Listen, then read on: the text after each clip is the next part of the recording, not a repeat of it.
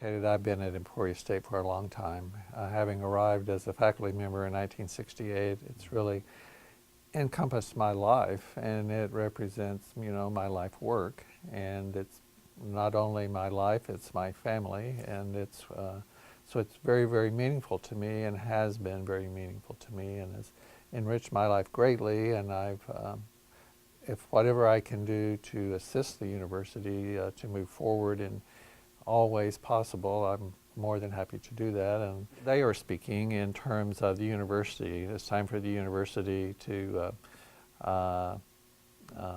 go to the next level, to take a major step, and that we have all this potential that we need to exploit and take advantage of, and to move the university forward in academics and athletics, and our contribution to the state and to our community.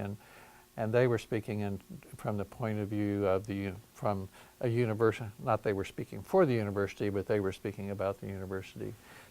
To me, what I was trying to say was, I think it is our time, my time, to take more responsibility and to take a role in this process, because if I'm ever going to do it, now is the time. Sure. Now is the time. I think it's your time as well. I think it's our time to step up and do what we can to promote this great school that has meant so much to all of us and has so much unfulfilled potential to move it forward. There's many of us who have reaped lots of benefits. Been a great job for me, but I've also had many things beyond a job, beyond pay. It's much more meaningful than pay.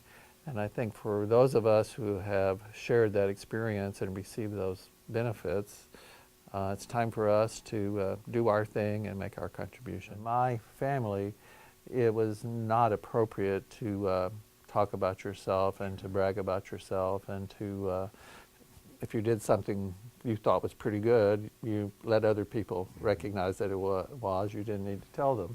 And I think sometimes I've seen that in what's happened at Emporia State, and it's worked to the university's disadvantage.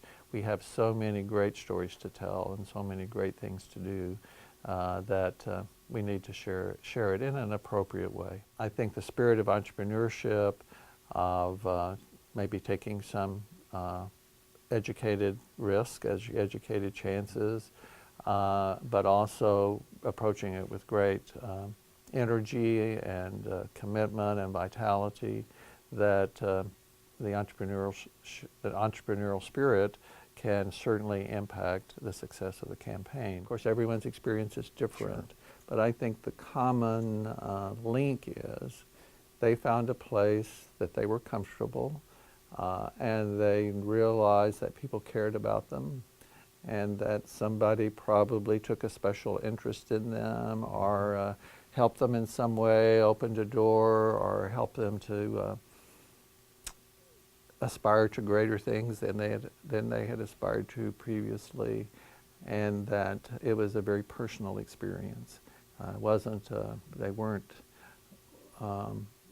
lost in a large number. That most of them feel, or many of them feel, they had a very personal experience, and that people really did care about them. They knew them. They celebrated their successes, agonized with them in their defeats, and I think they felt it truly was a personal experience. Mm-hmm. I'm hoping that we can, and I believe we will, attain the goals of the campaign, so that we can assure that the students of the future, forever, will have the same high quality experience that the students of today have.